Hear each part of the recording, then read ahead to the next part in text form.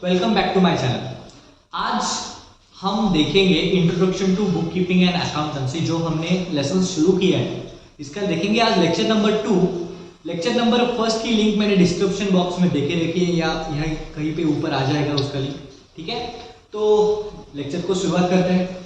तो lecture number 1 में हमने जो कंसेप्ट पढ़े थे उसका एक बार रिवाइज कर लेता हूँ आपको।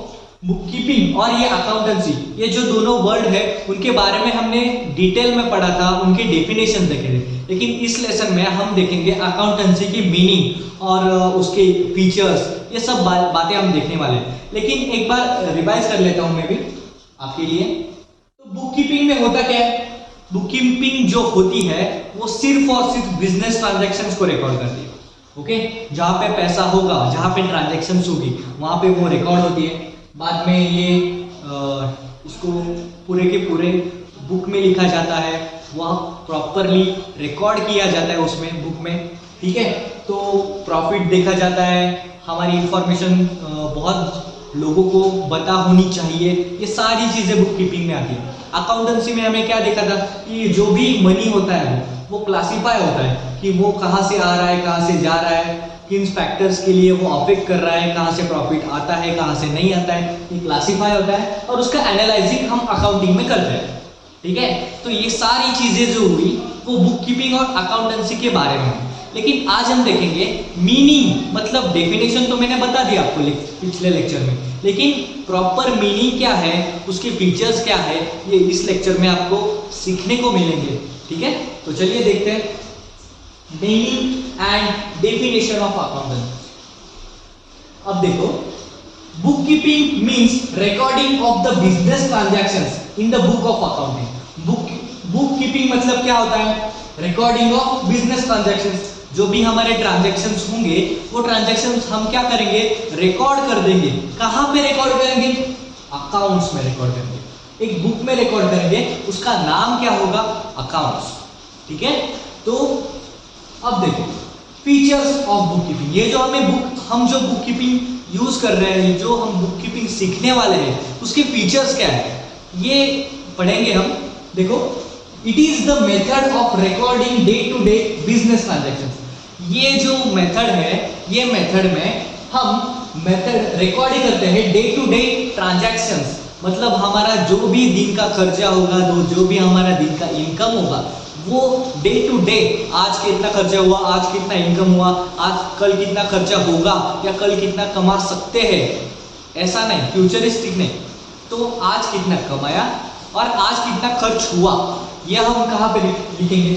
इन the book of book keeping और अकाउंट की बुक में। ठीक है, अगला, only financial transactions are recorded. आपको पहले भी बताया था मैंने पिछले लेक्चर में कि जहां पे पैसा होगा वहां पे बुक कीपिंग आएगी। तो यहाँ पे इस बुक कीपिंग में कौन से ट्रांजैक्शंस रिकॉर्ड किए जाएंगे? जो ट्रांजैक्शंस में फाइनेंशियल बैकग्राउंड होगा या फाइनेंशियल पैसा आएगा। ठीक है, third, all records are prepared for specific period which are useful for a future reference. ये जो सारे रिकॉर्ड्स रखेंगे हम, ये पूरे पिछले 10 साल का, 15 साल का ऐसा नहीं रखेंगे।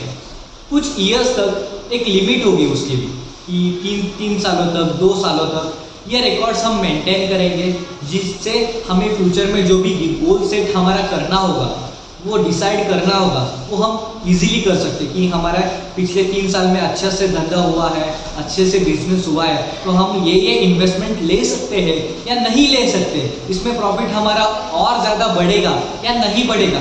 ये सब कहाँ पे? जब हम रिकॉर्ड करेंगे, और जो भी हम रिकॉर्ड करेंगे वो स्पेसिफिक डेट के लिए करेंगे, स्पेसिफिक पीरियड के लिए करेंगे। पूरे हम जब तक हम मरेंगे नहीं तब तक वो संभाल के रखेंगे हमारे सारे बुक्स, ऐसा नहीं। एक स्पेसिफिक पीरियड तक हम उसको मेंटेन करेंगे, बाद में उसका कोई काम नहीं है। ठीक है, तो third point, records of transactions are based on rules and regulation. जो भी हम रिकॉर्ड करेंगे इसमें, उसके कुछ रूल्स होंगे, उसके कुछ रेगुलेशंस होंगे।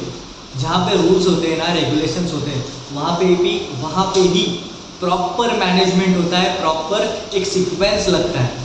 अगर इसमें रूल्स नहीं होंगे, रेगुलेशंस नहीं होंगे तो क्या होगा, कैसे भी लिख देंगे, हमें खुद नहीं समझ में आएगा बाद में जब हम एनालाइज करेंगे, जब हम पढ़ेंगे उसको। तो जब भी हम लिखेंगे इस बुक कीपिंग को, तो हमें क्या करना है, उसके रूल्स फॉलो करना है, उसके जो रेगुलेशंस हो उसको भी हमें फॉलो करना है, ठीक है। नहीं तो मजा नहीं है कुछ। It is an art of recording business transactions scientifically. देखो आर्ट और साइंटिफिकली ये दोनों शब्द मिक्स करके कॉमर्स में डाला गया है। तो देखो it is an art of recording business transactions, ये जो बिजनेस ट्रांजैक्शंस रिकॉर्ड करते हैं हम, उसका एक आर्ट है। और ये जो आर्ट बनाया गया है ना, वो साइंटिफिकली है, ऐसे ही थुक्का नहीं लगा है, साइंटिफिकली बनाया गया है, उसको बनाया गया है, ठीक है। तो ये सारे features, it is method of recording, हम day to day transaction record करेंगे, सिर्फ पैसा इन्वॉल्व होगा तो ही उसको रिकॉर्ड होगा। देन जो भी हम रिकॉर्ड रखेंगे वो स्पेसिफिक टाइम के लिए उसको रिकॉर्ड करेंगे, मेंटेन करेंगे, बाद में उसकी कोई ज़रूरत नहीं है हमें। बाद में उसके रेगुलेशंस और रूल्स हमें फॉलो करने हैं, तभी उसका मज़ा आएगा, तभी उसको सीक्वेंस वाइज, तभी उसको स्पेसिफिकली हम लिख सकते हैं। और इट इज़ एन आर्ट, ये जो बुक कीपिंग है उसको मेंटेन करना है, ये क्या है, एक टाइप का आर्ट है जो साइंटिफिकली बनाया गया है, ठीक है, जो साइंटिफिकली बनाया गया है, ठीक है। आगे बढ़े, ओके।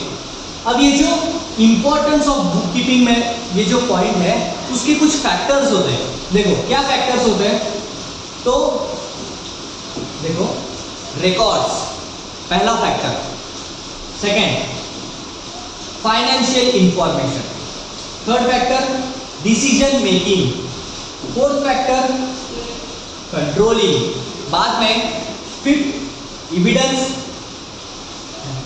Tax liability. ये इन सारी चीज़ों के बारे में मैं आपको बताने वाला हूँ।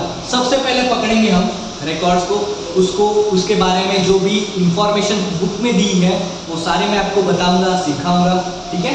तो देखो सबसे पहले रिकॉर्ड्स। अब it is not possible for anyone to remember all transactions.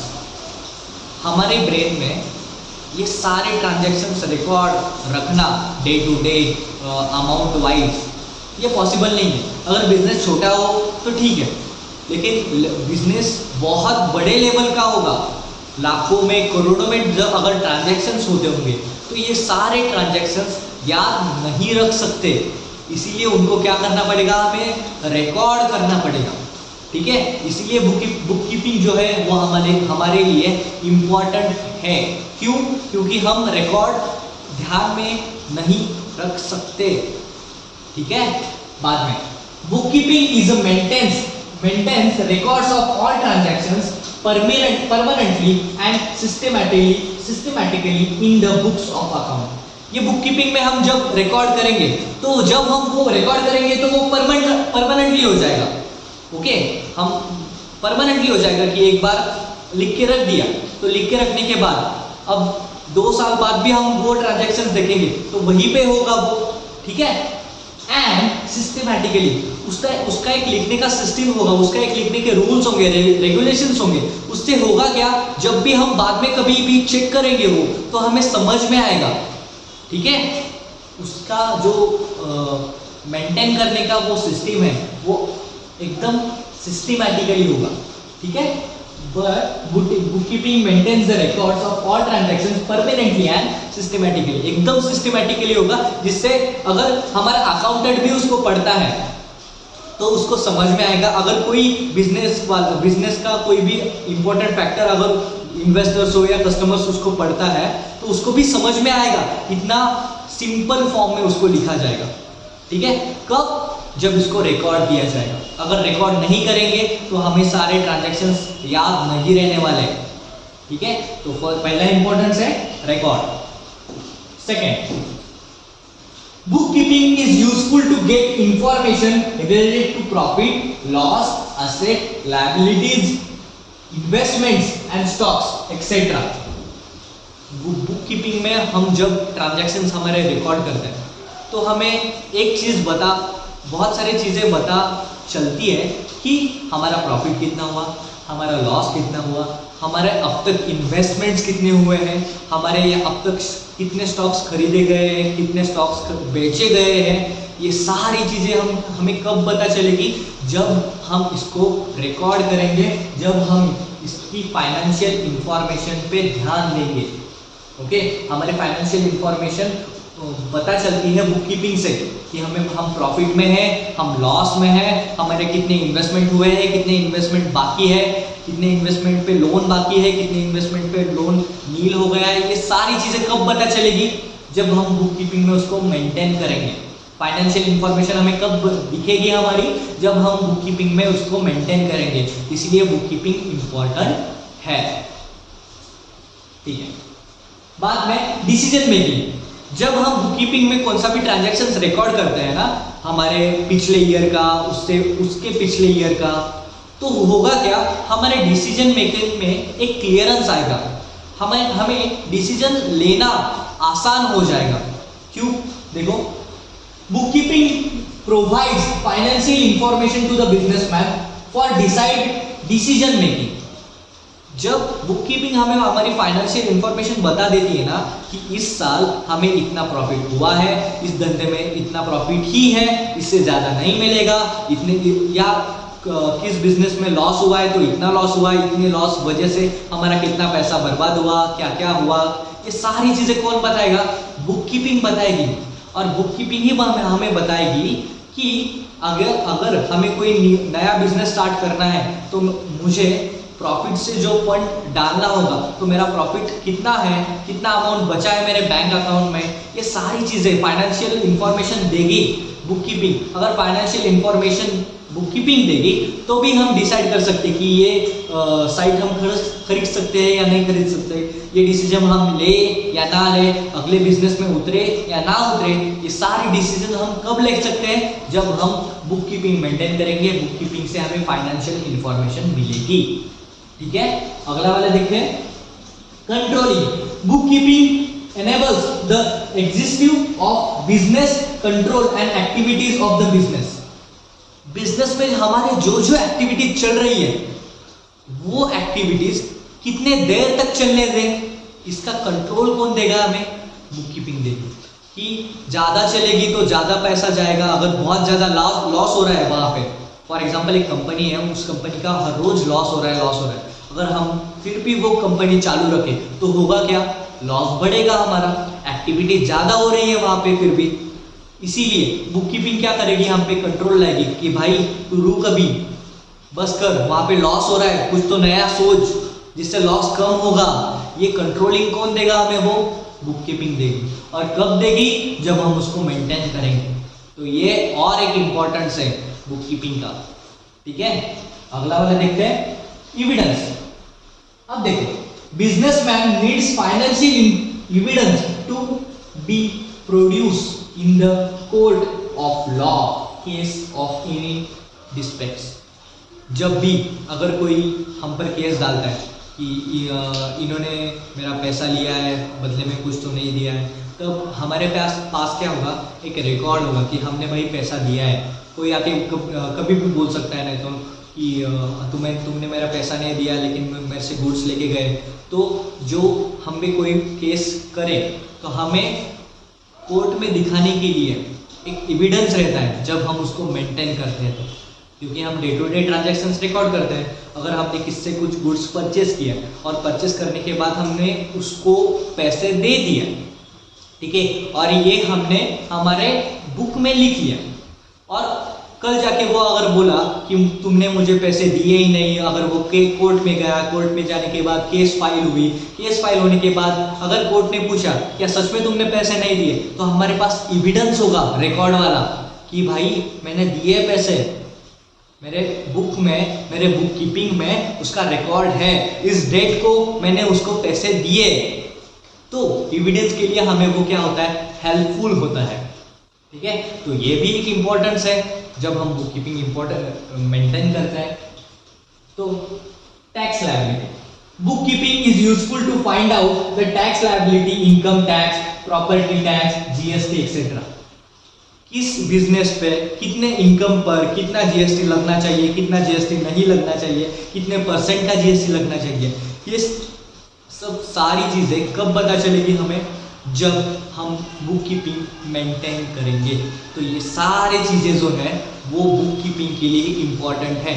ये सारी चीज़ें बुक कीपिंग में ही आती है और उसको मेंटेन करना चाहिए हमें। ठीक है, तो आज हमने क्या क्या देखा, इंपॉर्टेंस ऑफ बुक कीपिंग में रिकॉर्ड्स देखा, फाइनेंशियल इंफॉर्मेशन देखी, डिसीजन मेकिंग देखी, कंट्रोलिंग देखी, एविडेंस देखा, टैक्स लायबिलिटी देखी। ठीक है, तो बाकी का जो होगा मैं आपको नेक्स्ट लेक्चर में लेक्चर नंबर 3 में आपको दे दूंगा। अगर आपको वीडियो अच्छा लगता है तो प्लीज़ लाइक कीजिए, आपके दोस्तों के साथ शेयर कीजिए और सब्सक्राइब भी करना। Thank you.